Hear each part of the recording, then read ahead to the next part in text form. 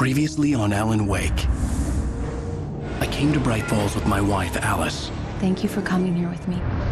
I thought maybe you could write here. I don't want to hear it! God damn it, Alice! Now, she's missing. Alice? Alice? I woke up behind the wheel of a crashed car. I'm missing a week. I was attacked by shadowy men straight from a nightmare. The sheriff took me to the lake Alice and I had stayed at, but the cabin had disappeared.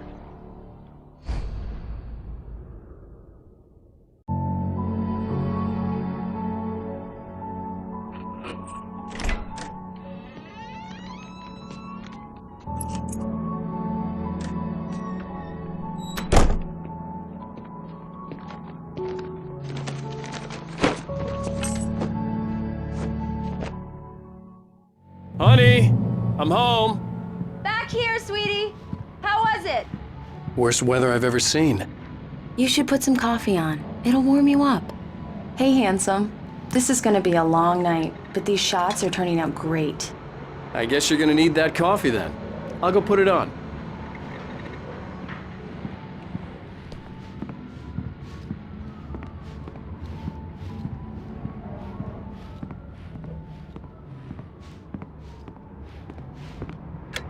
Coffee's on. Great, thanks. I'll need it if I'm gonna finish this by tomorrow.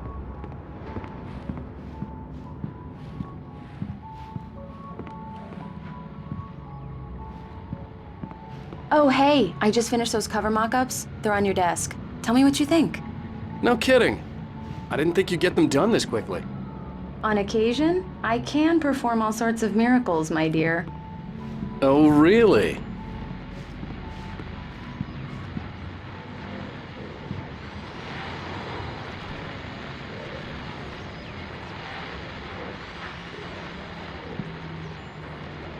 These look really good. Oh, sure, until Barry gets his hands on them.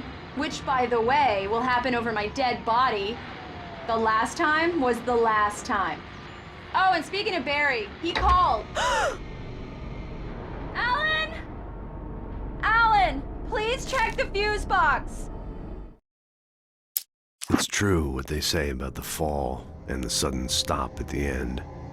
I'd lain here in the snow while the lurid chain of scenes that had led me here kept playing in my head.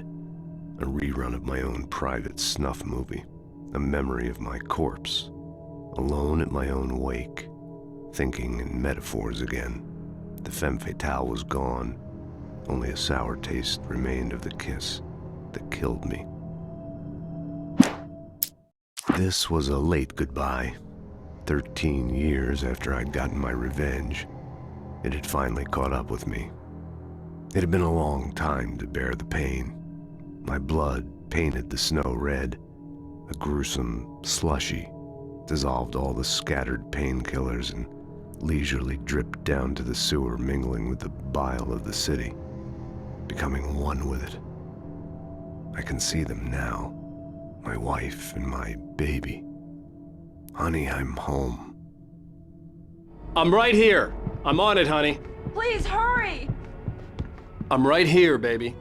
I'm fine. Just get the lights back on, now, please. Honey, it's a power outage. I've got the flashlight. Okay, hi. You okay? I'm sorry. It just really spooked me.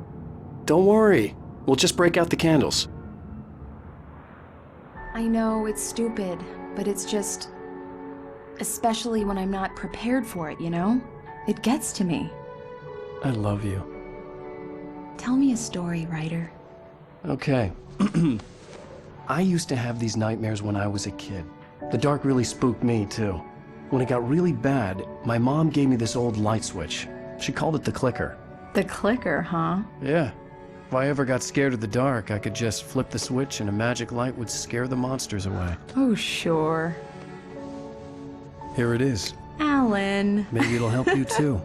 Yeah, nice story, writer boy. You made that up right now, didn't you? No. Seriously. I love you, even if you are a liar. Thanks for this.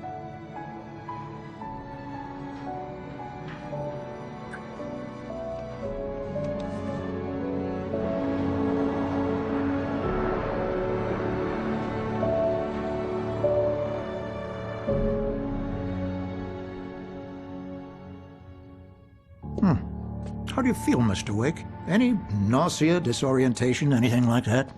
Mr. Wake, how are you feeling? I'm okay. My head's fine. I had to lie about my headache and memory loss.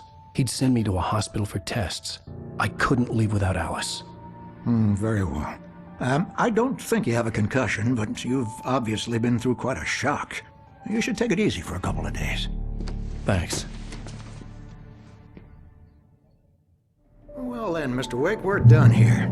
If the pain gets any worse or you experience any other symptoms, you should come see me. I'll let you get on with it then. Sarah, Sheriff Breaker, is waiting for you. She's very good at her job. I'm sure she can locate your wife in no time. Doc Nelson was the image of a small-town doctor. Sheriff Breaker had called him to the station to take a look at the cut in my head. I'm sorry you had to cut your morning fishing short for this, Doc. Oh, she's a beauty, ain't she? Not the biggest I ever caught, if you can believe that coming from an old fisherman like me, but she's right up there. Now, she's a largemouth bass, which is what you're after if you prefer a lure. Now, if you want either trout or salmon, on the other hand, then it's fly fishing for you. You a fishing man, Mr. Wake? Oh, doesn't really matter, I suppose. But it can be very relaxing out there. You can't get me off the water this time of year. Closest thing to heaven. I'll take your word for it, Doc.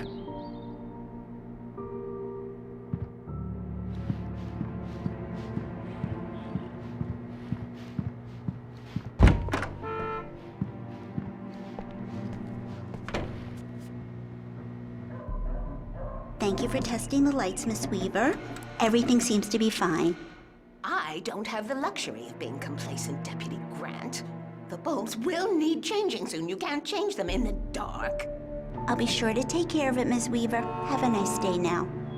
Very good. I'll come back later on to remind you, just in case.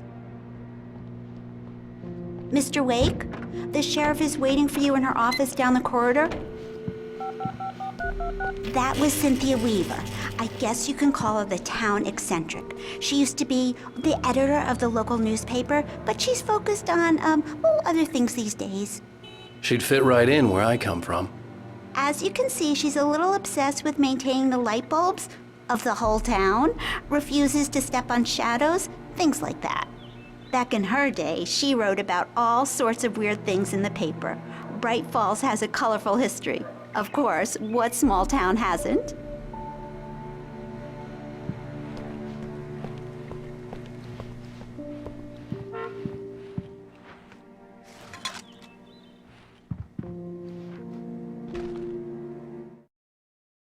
Alice looked through the viewfinder, lining up the shot. Cauldron Lake was breathtaking. Something caught her eye. A figure standing in the shadows behind the cabin, like a thin woman in a black dress. She lowered the camera and looked again. No one there. Just a collection of bushes that looked vaguely human-shaped. She shook her head and laughed.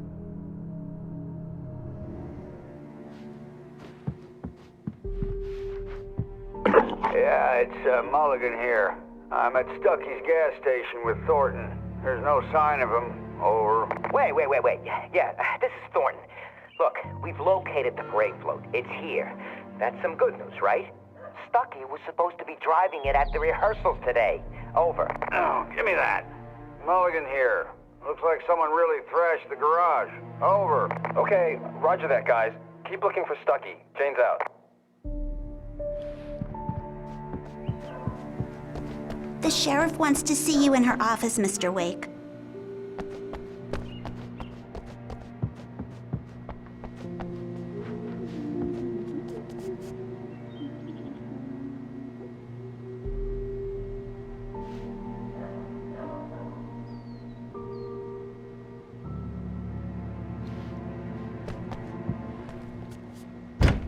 Come in, Mr. Wake. Your phone's on the desk. The battery was dead. It's charged now.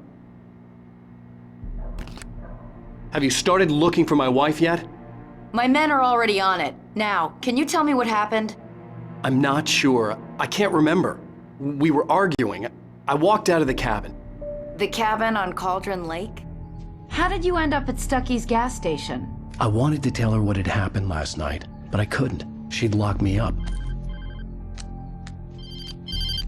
Excuse me, I need to take this. Hello? Alan, please help me. Alice? Stop talking to the law. You'll do exactly what I say if you ever want to see your wife. Who is this? Go to the back lot. There's a hole in the fence on the left. Look inside the junker. I left a little something there to convince you we're all on the same page here. After you ditch the cops, you're gonna meet me in Elderwood National Park. There's a spot called Lover's Peak. Mr. Wake, can I help you with anything? Don't do nothing stupid, pal. We're watching you. I need to get some air. The sheriff said I could go out back. Of course, Mr. Wake. You can get there through the cell corridor. Just don't mind Walter in there. He's one of our regulars. I thought he quit drinking for good. Oh, no such luck. He went on a bender and beat Danny pretty badly. He started shouting like that the moment he woke up. More lights! I don't like... Hey, mister! Hey, can you turn the lights on? The deputies, they don't understand. They won't listen to me. I need it to be bright in here!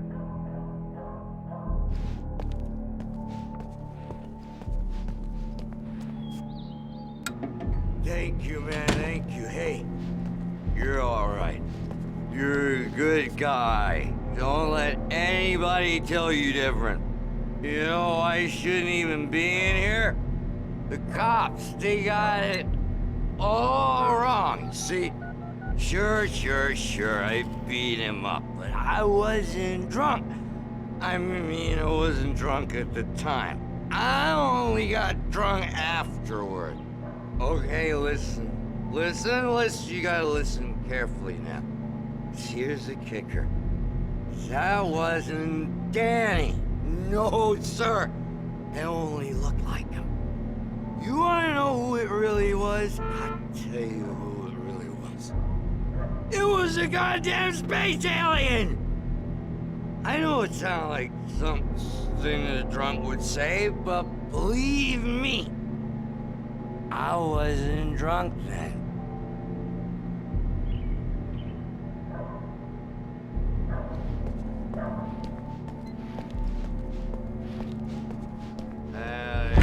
The early morning light hurt my eyes and made my head ache.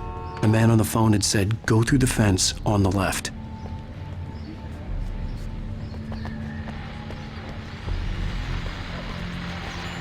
Well, folks, it's been another long night, and it's about time for me to sign off for a while. God knows I need my beauty sleep. Just one more item before I go. It's been a busy night for the sheriff's department. We've had a few broken windows, even a report of shots fired on Main Street. Deputies Mulligan and Thornton had to deal with two intoxicated young men who were celebrating the completion of their Deerfest float. Now, folks, we get this every year. I know it's exciting, the big day's almost here, but let's save it for the party and leave the gunplay for the shooting competition, huh? There's no point in getting all worked up yet.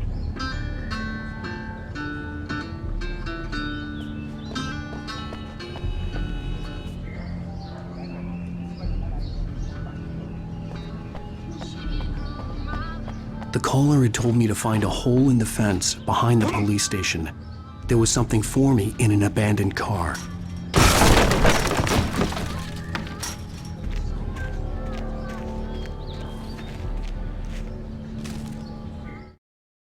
The kidnapper fired his gun one last time, and the shadow vanished into the darkness it had come from. See? Nothing to it, Wake. The thought of Alice in his hands was revolting. We stood on the wooden platform of Lover's Peak, the waterfall on the mountain behind us, the lights of the radio mast blinking red in the heights above. I fought with the urge to take a swing, force myself to speak. Let's cut the act now. Where's my wife?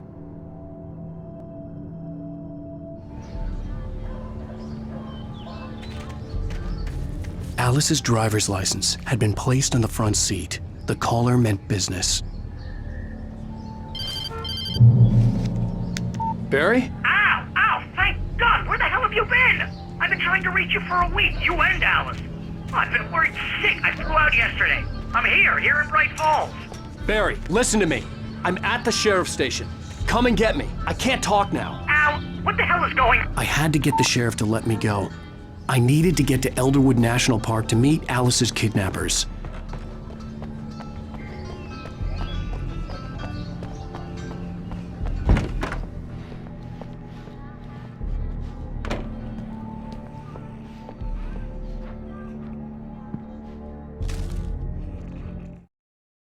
In spite of its human mask, to describe the dark presence as intelligent would have implied human qualities on something decidedly inhuman. Nonetheless, it found the one spot in the diner that was dark enough. Some light spilled into the corridor, ravaging it. But it took the pain. Horrible as it was, the writer would soon fix that. He would be coming to the one place where it still had power.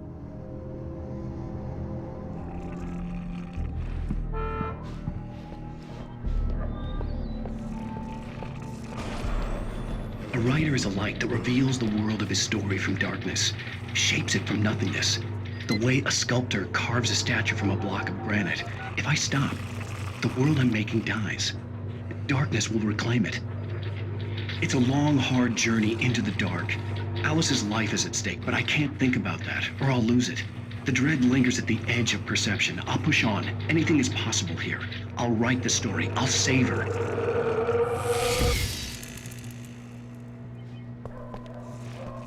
Marvelous, Sarah.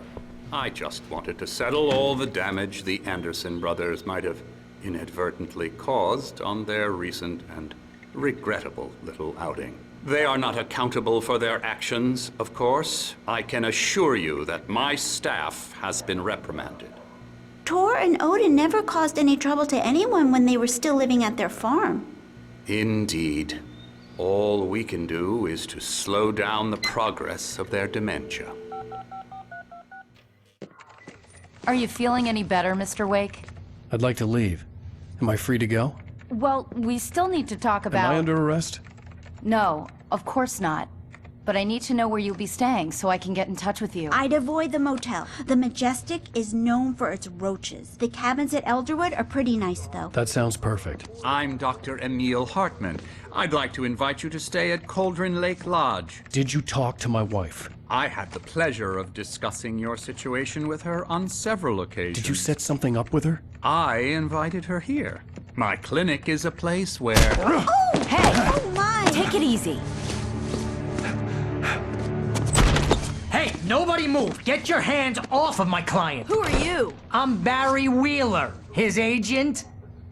If you have business with Mr. Wake, you talk to me. You yokels won't know what hit you once I sick my lawyers on your asses. No harm done, Sarah. I'm all right. I don't want to press charges.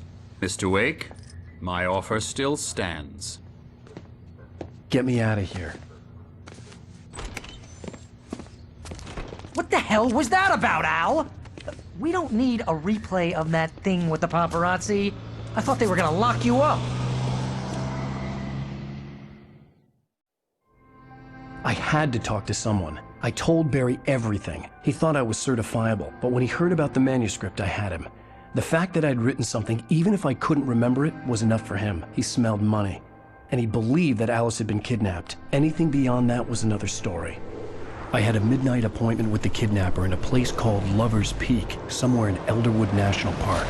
The plan was to rent a cabin. I don't like it, Al. I don't like any of it. It's not good. In fact, it's the absolute opposite of good. Mr. Wake! Barry, you found him! Hi, Rose. Oh, wow. I was just thinking about you, too. Great. I was just bringing Rusty some coffee. He's on the balcony, looking after Max. Poor thing. I really need to go. Great to see you again, Mr. Wake. Later! Who's Max?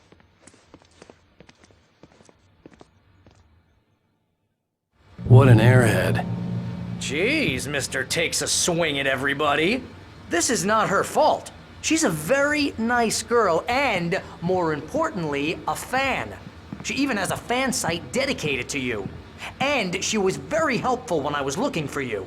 Seriously, Al, what you were saying in the car, just listen to yourself. What, you shot a guy and his body just disappeared? When was the last time you slept? What, are you high? Have you been drinking? No! Look, Barry, I'm missing a week. And someone's got Alice. Do you and everything's understand just... what it sounds like when you say stuff like that? Don't get me wrong, it's a good story, could be a bestseller. But when you start confusing fiction with reality, you're buying yourself a ticket to the funny farm. All right, wait here.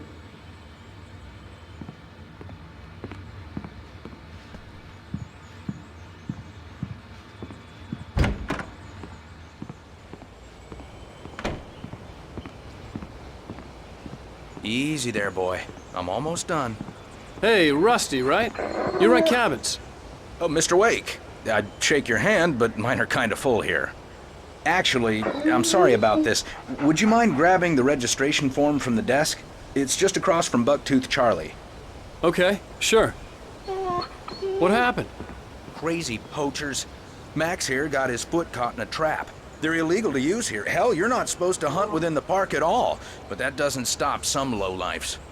Well, at least Max is gonna be okay. He got lucky. Max is still groggy from the shot I gave him, and I'd rather not leave him alone just yet. The form's on the desk across from the mammoth skeleton. Seriously, Al, you can't just go and meet a kidnapper. Those situations always end up in disaster. You gotta talk to the cops. She's my wife, and it's my call. Can we talk about this later? No. This whole thing, listen, you hit your head. I mean, geez, Al, come on. You gotta understand how crazy all this sounds. If you're trying to pull a joke on me, freak me out, it's working. Ha ha, let's have a laugh on Barry. Well, you had me going there real funny, Al. You can quit it now.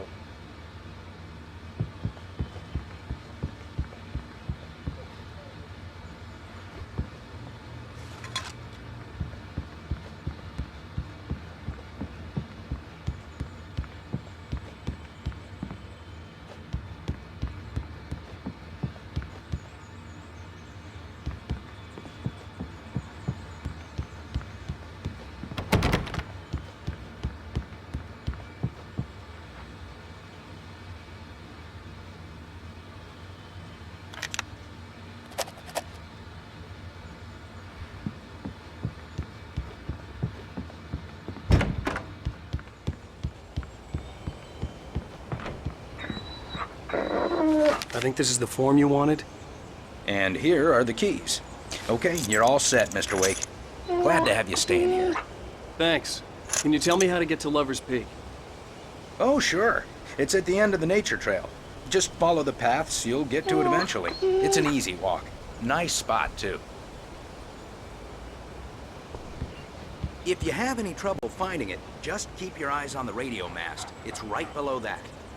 Oh, and hey, if you take a walk in the woods, watch your steps so you don't end up like Max.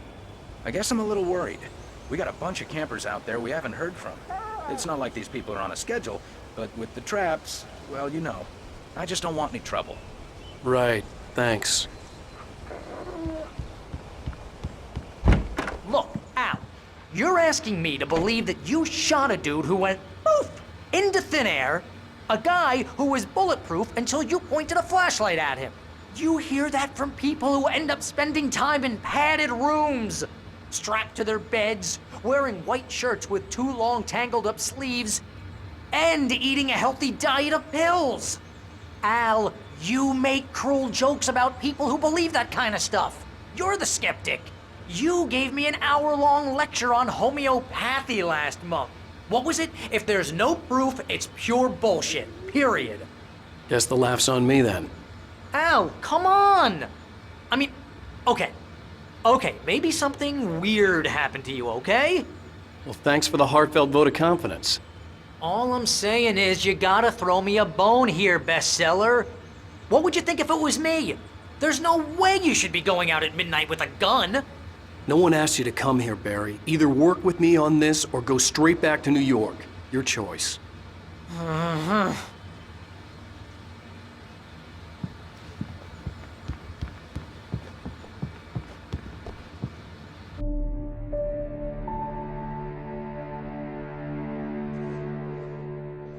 That's just crazy talk, Al. Al? Al? We should go to the sheriff or call the FBI. Damn it, Barry, they'll kill her! This is not a goddamn debate, Barry. I'm going to Lover's Peak. He said to come alone. Okay then. I understand. But you're my best friend, and I'm worried that you're not right in the head. Tell me what to do to help, and I'll do it. You stay here, and if I'm not back by morning, call the cavalry. Achoo! Achoo! Just be careful with the natives, Al. These yokels are dangerous. Everybody hates a tourist, or it'll be Deliverance all over again. Achoo! Bless you. Oh, this place is trying to kill me. I'll bet there's mold in here, spores, poison ivy, God knows what. This is so not worth a 15% commission.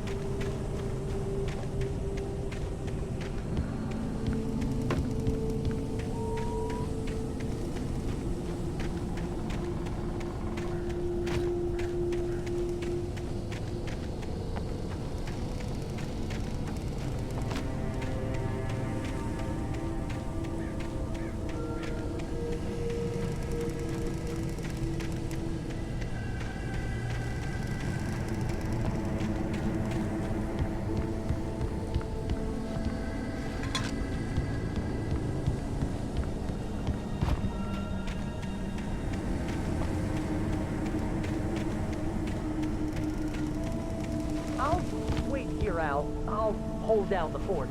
I'll be with you in spirit every step of the way, Al. Locking the door now.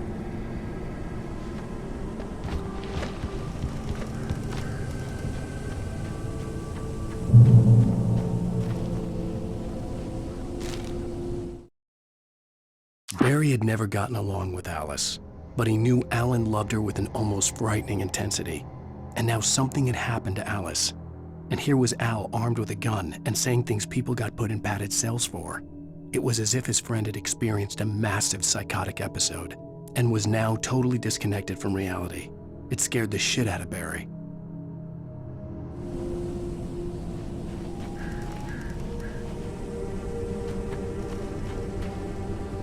Barry had the keys to the car he rented. Wasn't a long walk to the visitor center, and it wouldn't be any use to me in the forest. I knew I should have gone to the cops.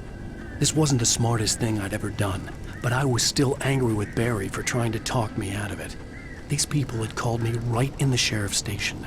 The cops wouldn't scare them, and they had Alice.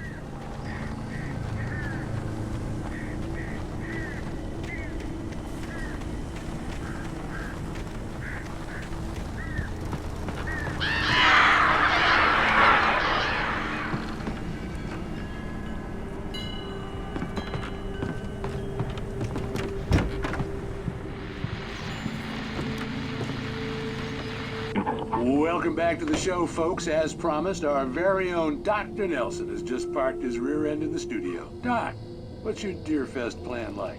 My plan? You make it sound a lot more organized than I ever seem to manage.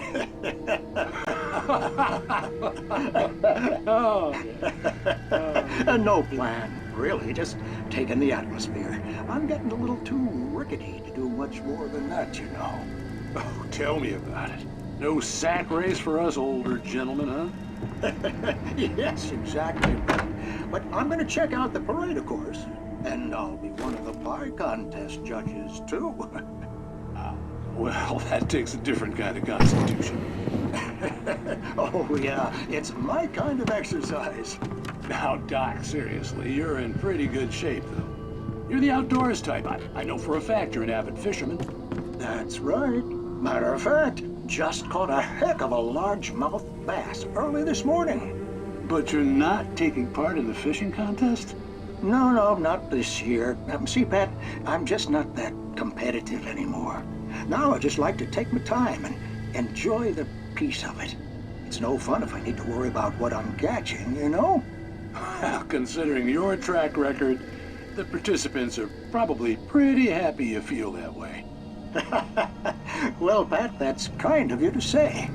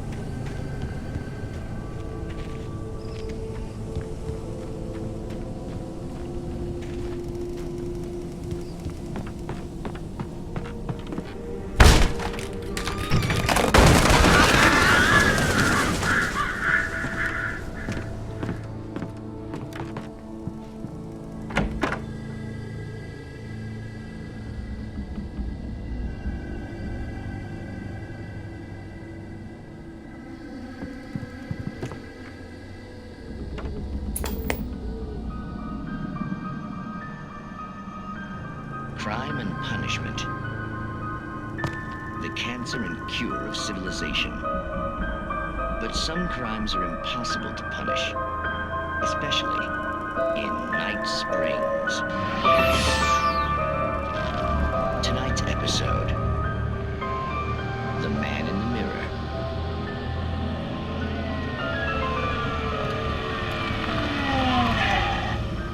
He's inside, Agent. He's a weird one. So, you're confessing to killing that guy, huh? Why? Had it coming? Yeah, but why would you do that? I mean, you're a nice guy. Normal. Took a kid to a soccer game. So how come at the game, you pick a guy and, quoting from the arresting officer's report here, assault the victim's head area repeatedly with the weapon of choice being a pair of bare fists? Wow, that sentence really flows, huh? Maybe you're not the literary type. Okay, so you mess him up. But why? Who was that guy? We couldn't ID him. Why would a guy like you do him like that? I didn't like his face? Well, you must have hated it, because you really went to town there. I mean, there's no way to tell what he looked like. No ID on him either. That must be difficult. But then we ran the fingerprints. Got a match. Your prints. Identical. Huh, how about that? Your son said you were wearing a white shirt when you took him to the game. The white shirt is on the dead guy. It's plenty red now. You won't get away with this. Do you really think that's in any way relevant to me? I had plenty of time to talk to my boy before the cops arrived, you know? He won't stop screaming, am I right? You think he's ever gonna be okay? I left my mark. Believe me. You bastard. What? You gonna shoot me? What's the point? I'm going to prison. You got me. I don't understand any of this. And you never will. Don't worry. Maybe you'll see me again, Agent.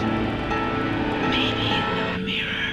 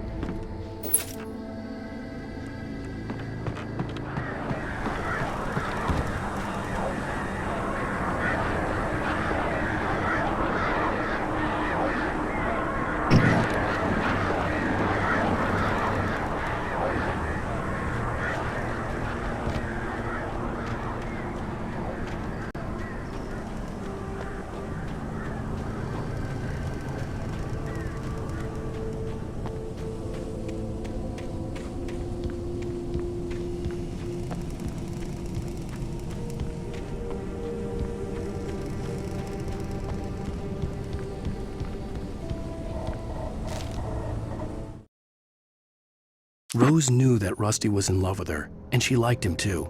She liked him a lot. He taught her to dance, and life had certainly taught her the value of a man who was gentle. He treated her well, made her smile, made her feel good. But Rusty wasn't the prince of her dreams, and that tended to underline the unbearable truth. She was no closer to that Hollywood magic than he was.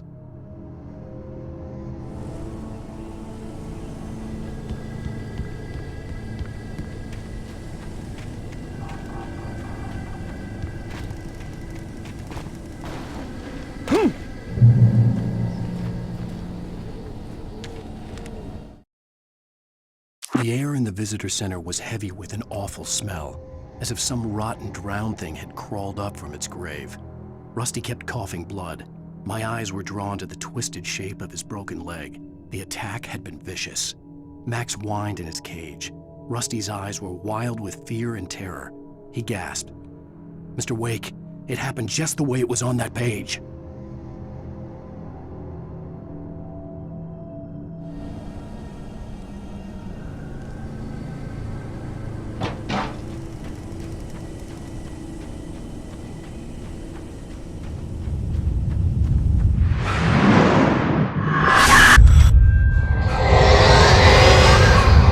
Vision left me weak. This was no head injury.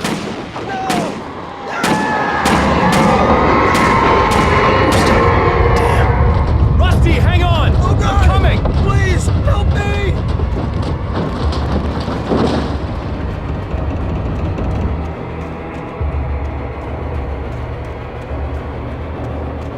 Anybody? Help me!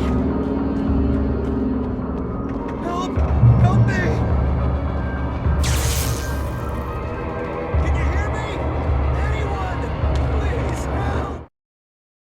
The visitor center was sturdy, but the impact turned the front of the building into splinters. Rusty was thrown across the lobby like a rag doll and hit the far wall hard. It didn't hurt until he tried to move and saw his leg bend the wrong way, felt the broken rib stabbing him on the inside. Rusty howled in pain and fear, suddenly afraid to die alone.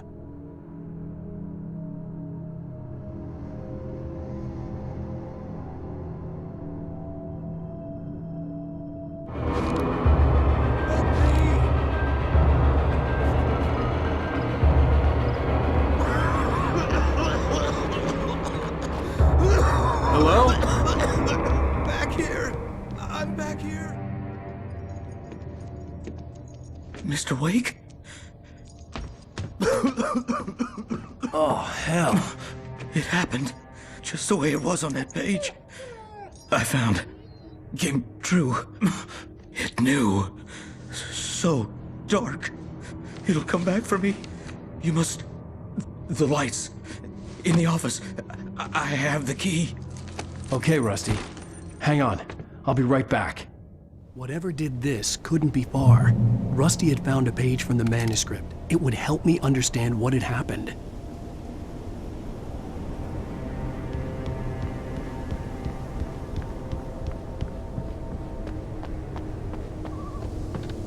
The only way to make sure that Rusty was safe was to get the power running and the lights back on.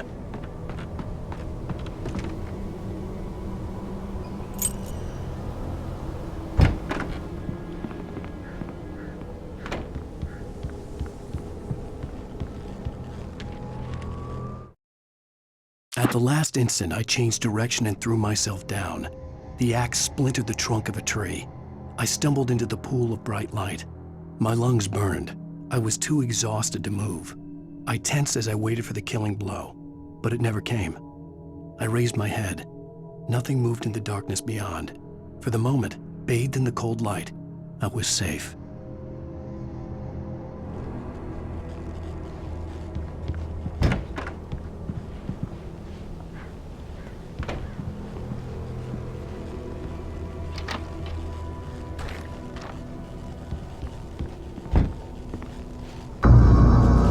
Was too late.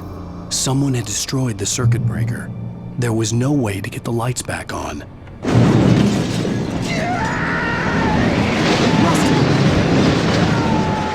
Rusty!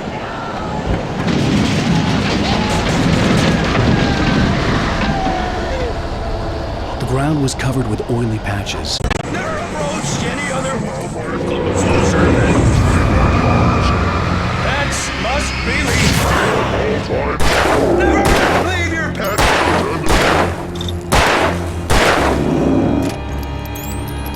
It is.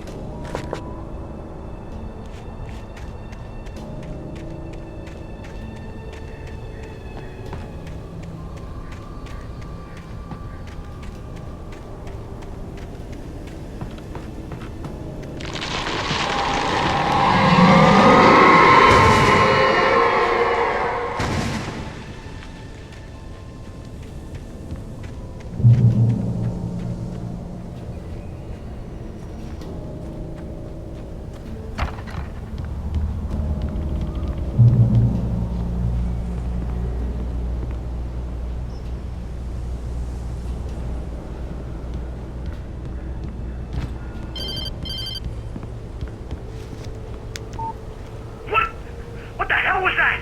I saw from the window. I saw something. Forget about it, Barry. It's just me going crazy. Oh, jeez. Oh, jeez. You're not crazy. I wish you were crazy, but you're not crazy. Ow, be careful. Stay in the cabin. Don't open the door for anyone. I mean it.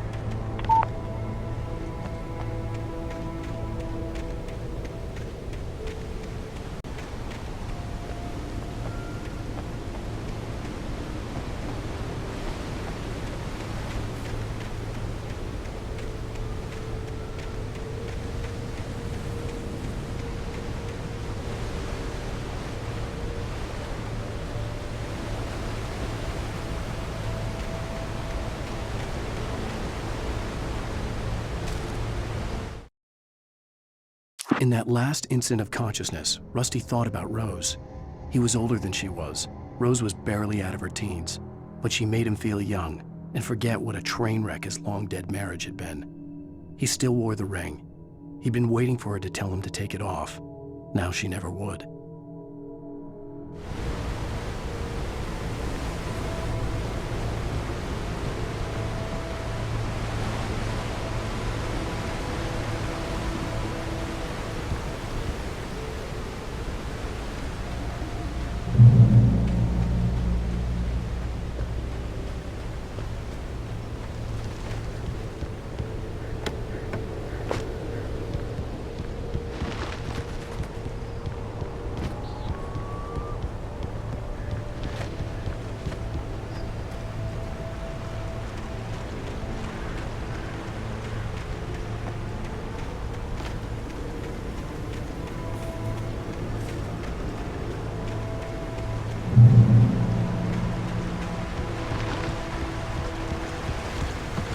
Lover's Peak was at the far end of the nature trail.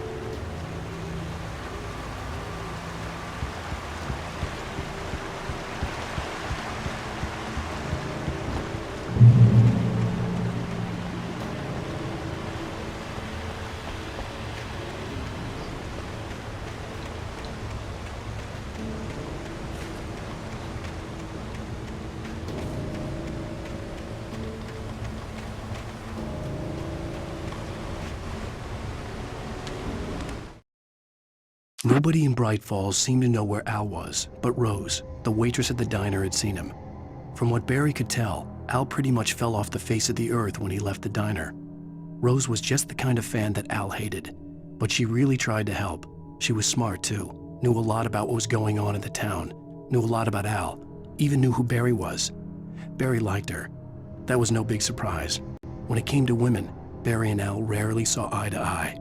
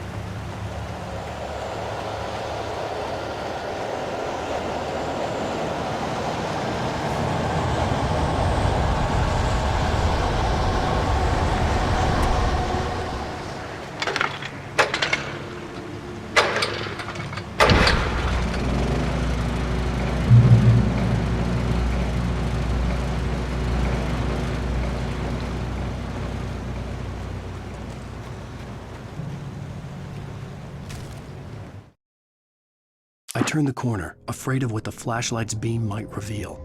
Suddenly, a roughly painted symbol of a torch glowed in the light. Behind it, hidden by a rock, sat a battered metal trunk. It was here for a reason, packed with supplies, batteries, flares, ammo, things you need to make it through the darkness of the night. Something left behind by someone who knew what I knew, and more.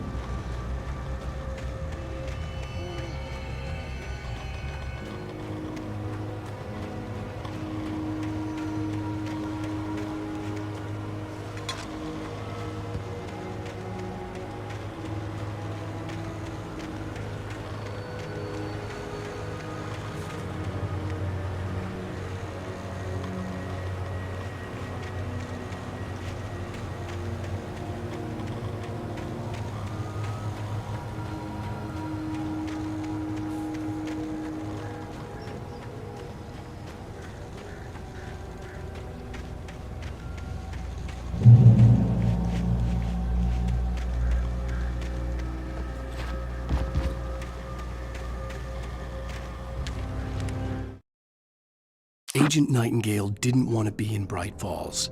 These little communities revolted him, and he didn't like the trees or the coffee. He now knew that impossible horrors lurked behind the storefronts and smiles. He desperately wanted to turn the car around and just drive until he passed out or ran out of road and booze. But he had a job to do. He had a rider to catch, at any cost.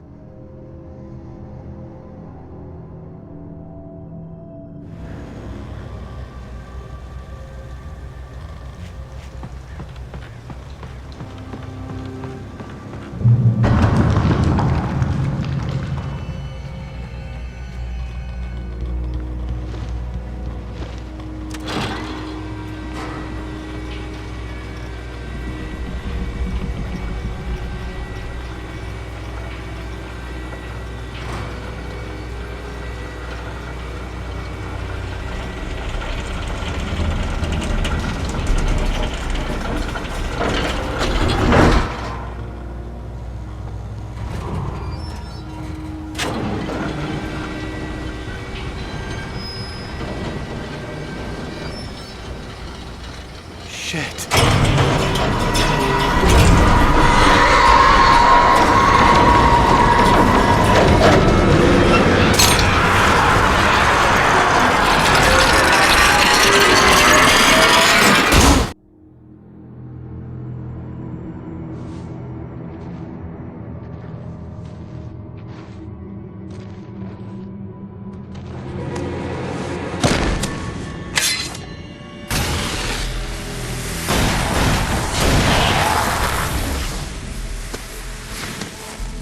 Come on, we gotta get moving. More of them coming.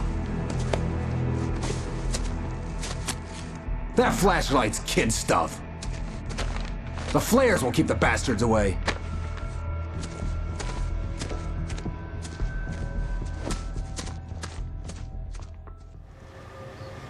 You can see them too? Hell, of course I see them. Come on, we gotta move. Why? Because that's the way the story goes. Yeah, but... Let's move! I lost my gun back there. Oh, I've got a gun. Just keep that light steady on him. It took a moment, but then I recognized him. He'd been on the ferry when I first arrived here with Alice. He knew my name.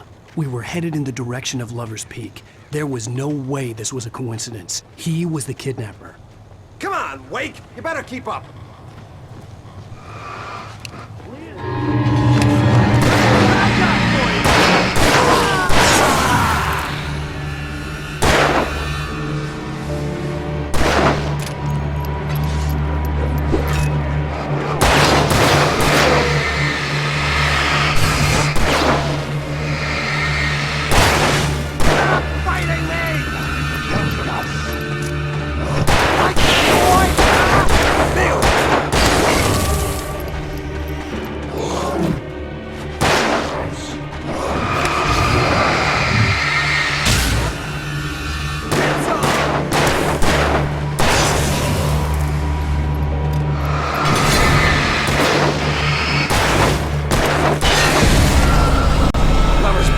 Right up these stairs, Wake.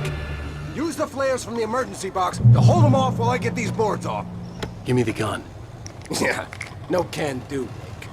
Are you kidding? Give me the gun! No time for back talk. Hold them off, damn it!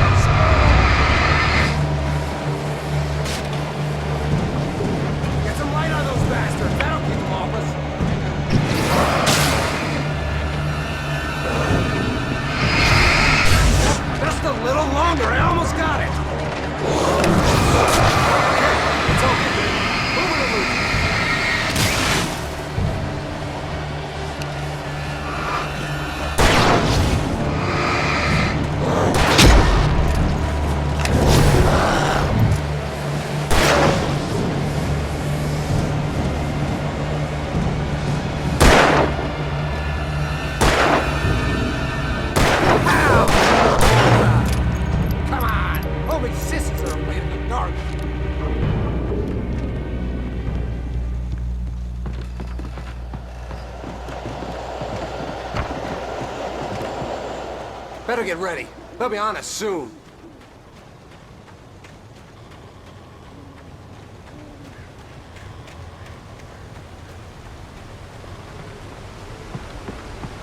This is it, Wake. The last stand. There's more flares here. Get ready. We fight them as long as they keep coming. Give me the goddamn gun! They're coming! That's not how this goes. Get with the program, Wake.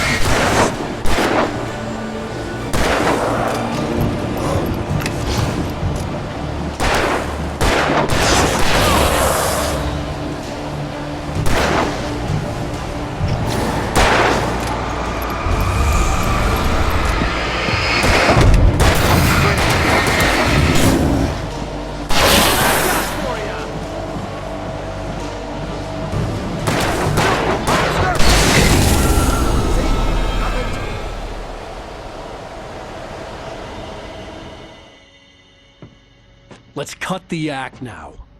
Where's my wife? I knew you were gonna say that. I read it all before. You're a hell of a writer. Congratulations.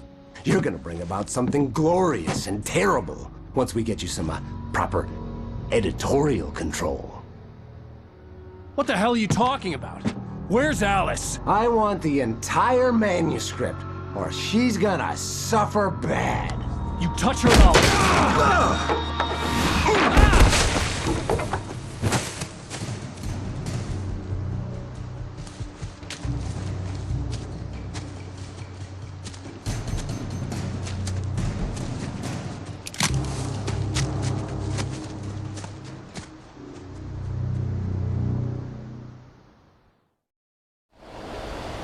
You're gonna give me the manuscript or you'll be sorry.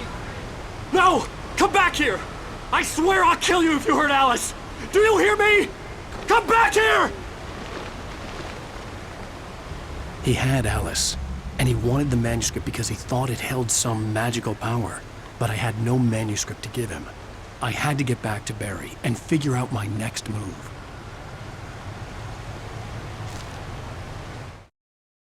On more than one occasion, Alice had tried to explain to me how it felt to be afraid of the dark.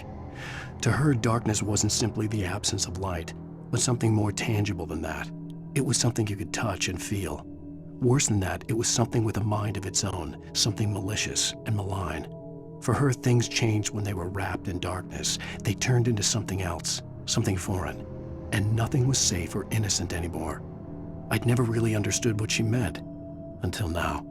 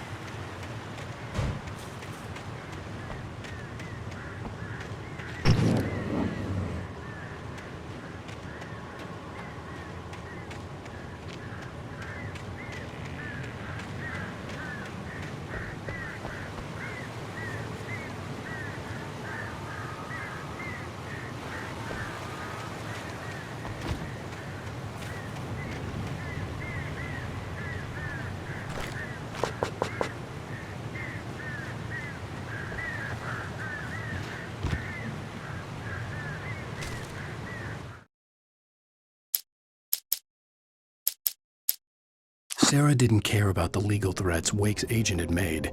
She let Wake go without argument, because there was something about him she couldn't quite put her finger on, something that reminded her of her father. She didn't think Wake would hurt his wife. Then she thought about the way he waded into Hartman, that hair-trigger rage flaring up without warning.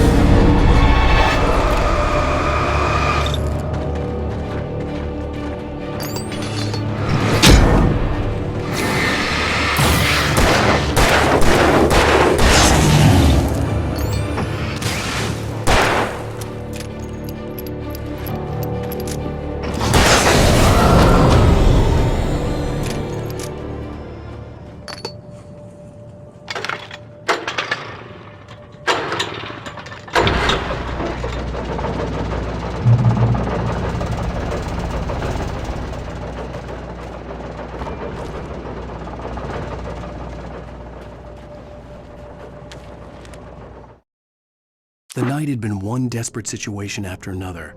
I was exhausted, and my body felt as though it had been chewed up and spat out. The flashlight was heavy in my hand, and each pull of the trigger sent a painful shock up my arm. But I was finally out of the woods, and things were looking up. That's when I heard the chainsaw.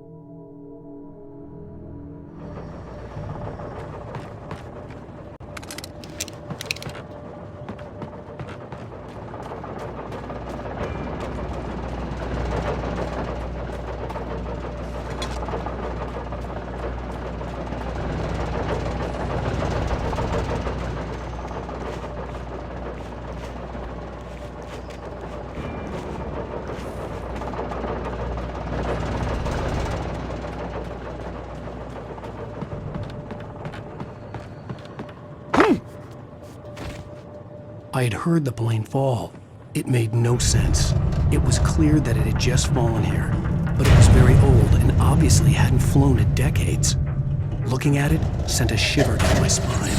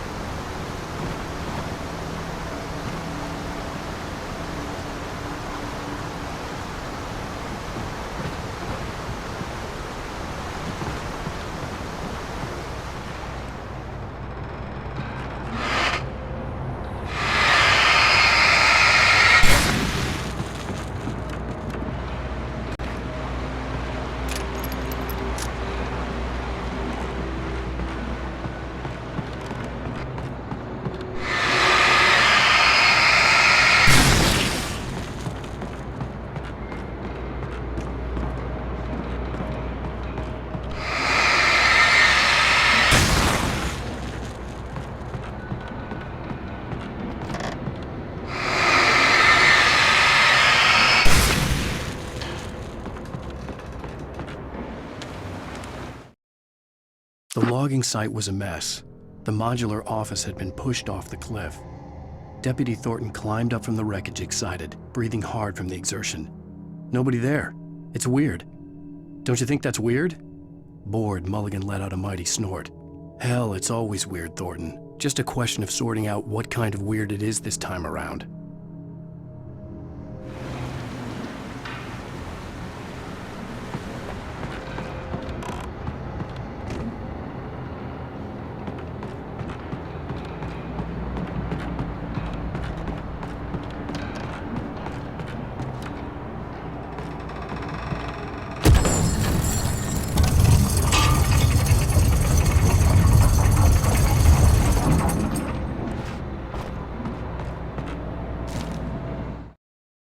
When Barry saw the darkness attack the visitor center, it made him a believer. The men Al said he'd shot, they hadn't been just locals on crank. Somehow the world had changed, like the channel had been switched without warning. You think you're watching a sitcom, and you're really watching a horror show. When the birds started attacking the cabin, Barry wasn't surprised, just terrified.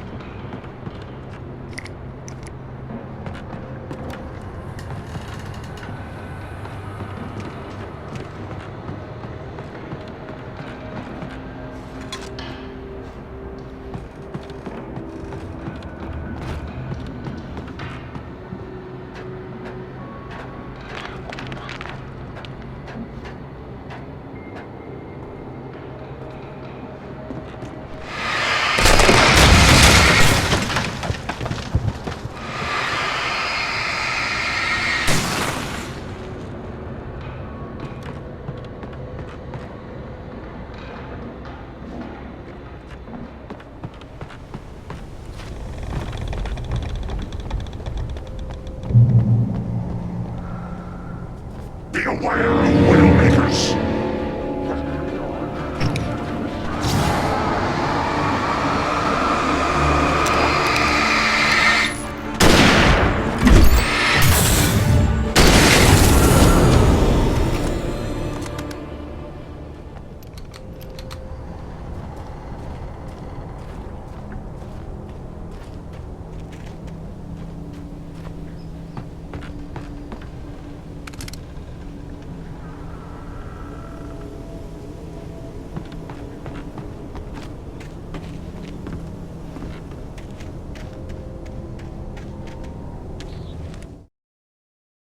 Shadows stirred and the wind picked up as I ran through the forest. I felt the dark presence turning its gaze toward me. Then the moonlight was blotted out by dark shadows that raced violently across the ground, moving too swiftly to be natural. Darkness gathered between the trees and melted again to reveal the Taken. No natural path had brought them here.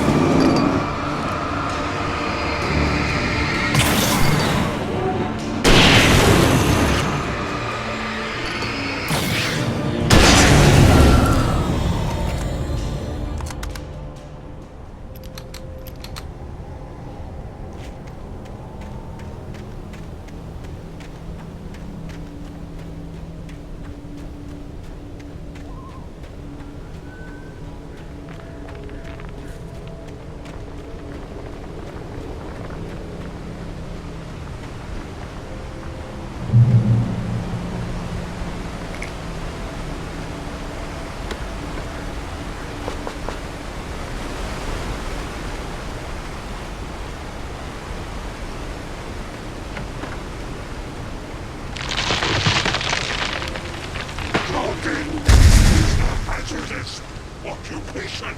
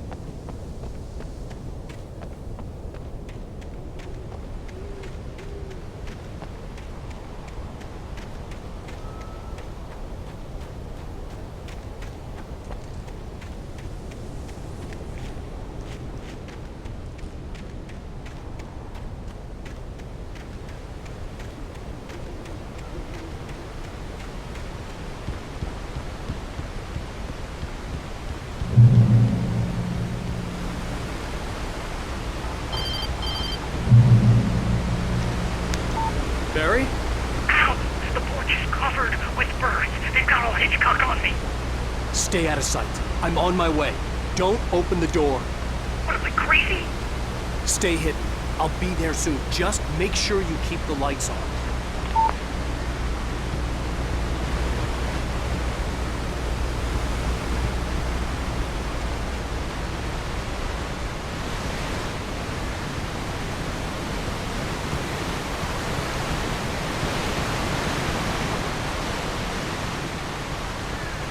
I still had to reach Barry at the cabin, but at least I was out of the woods.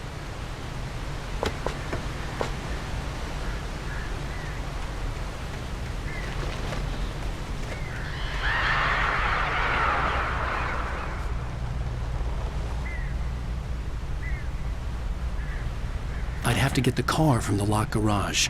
It would get me back to Barry faster, and the headlights were a welcome bonus.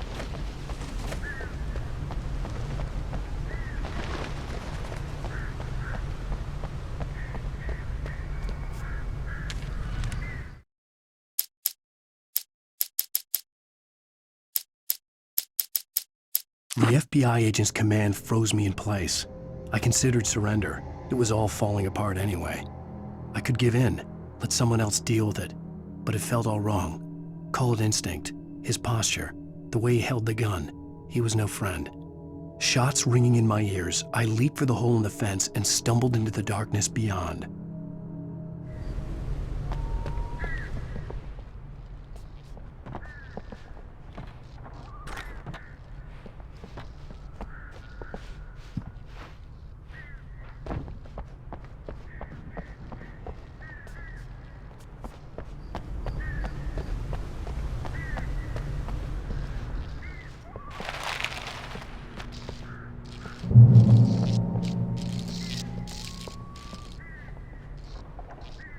I had to find the key to the garage.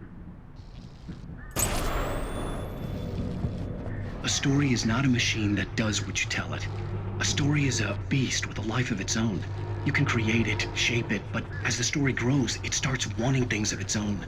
Change one thing and you set off a chain reaction of events that spreads through the whole thing. The characters have to be true to themselves. The events need to follow a logic that fits the story. A single flaw and the magic is gone. The story dies. Alice dies.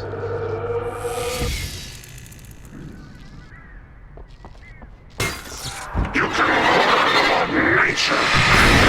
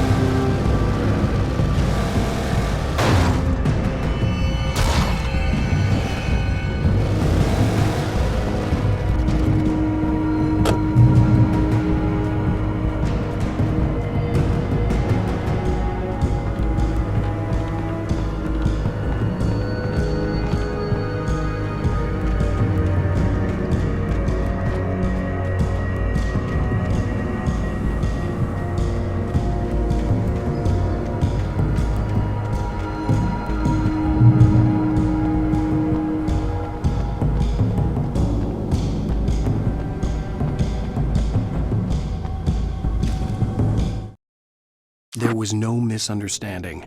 Cauldron Lake was where Alice and I had stayed, but there was no cabin and no island. I was missing a week. What had happened to me? What had happened to Alice? I had to get her back. I couldn't face life without her.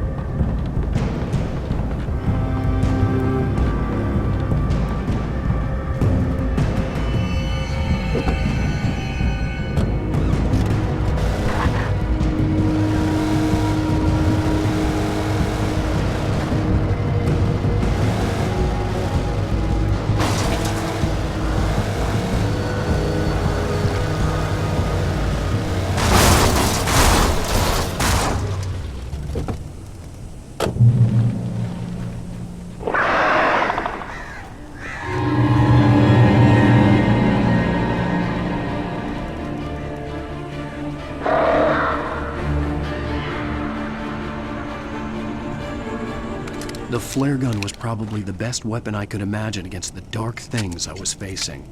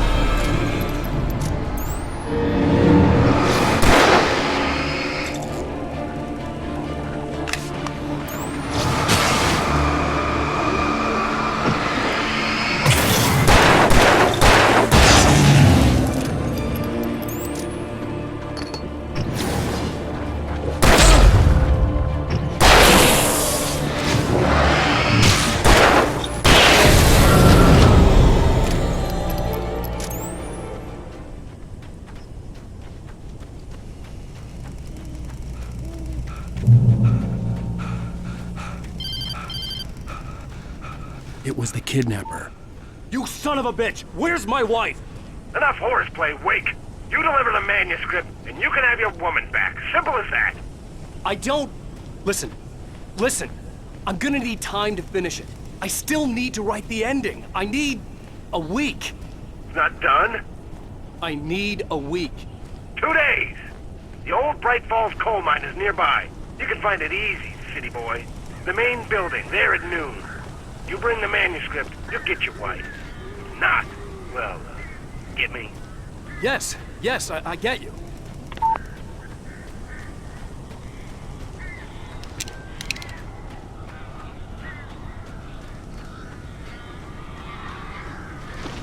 Barry had talked about birds over the phone.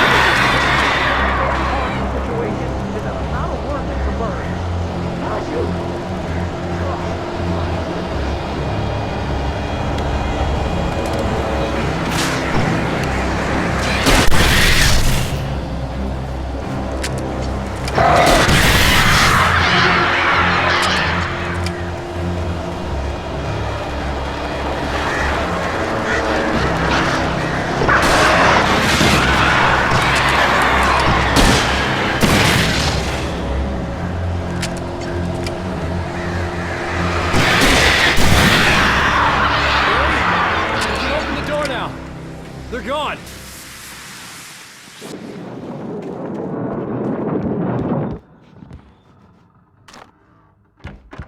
Hey, Al. I'm sorry for thinking you were having a psychotic episode, man. I sent Barry to the town to ask around about a man fitting the kidnapper's description. He'd go through the archives of the local paper. Perhaps he could learn something. Anything about the island and the cabin that had disappeared. The man wanted a manuscript. I had to try to write him one to get Alice back.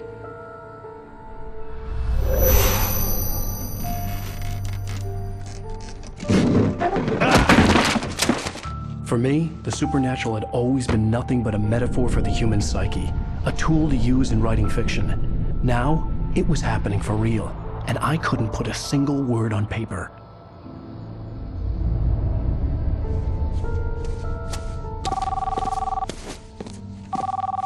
Barry Wheeler speaking. This is Rose. Rose? I found Mr. Wake's pages. Oh, you sweet, brilliant girl. Could you and Mr. Wake come get them? I live in the trailer park outside the town. We'll be there in less than an hour. Bye now. See you soon. Have a great day. Hope you come back soon.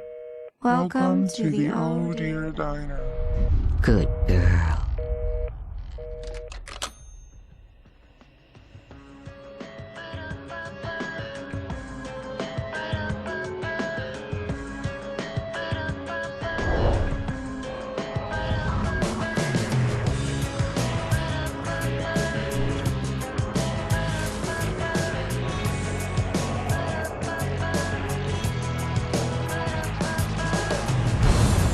Come here. Pretty please, can you tell me where I am? You, won't you say something? I need to get my bearings amongst, and the shadows keep on changing. And I'm haunted by the lies that I have loved and actions I have hated. I'm haunted by the lies that wove the web inside my haunted head.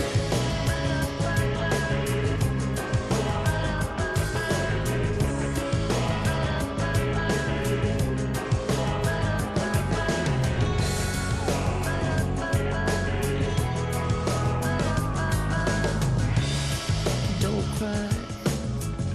There's always a way. Here in November, in this house of leaves, we'll pray. Please, I know it's hard to believe. See a perfect forest through so many splintered trees. You and me, and these shadows keep on changing. And I'm haunted by the lies that I have loved and actions I have hated. I'm haunted by the promises I made and others I have broken. I'm haunted by the lies that wove the web inside my haunted head.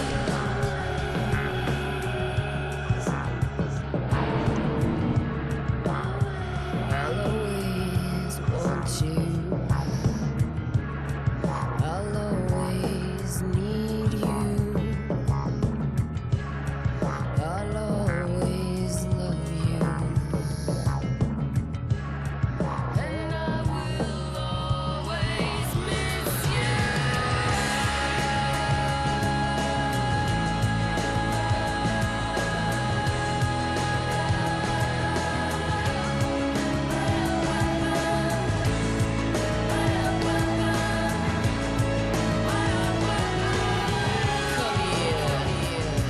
No, I won't say please. One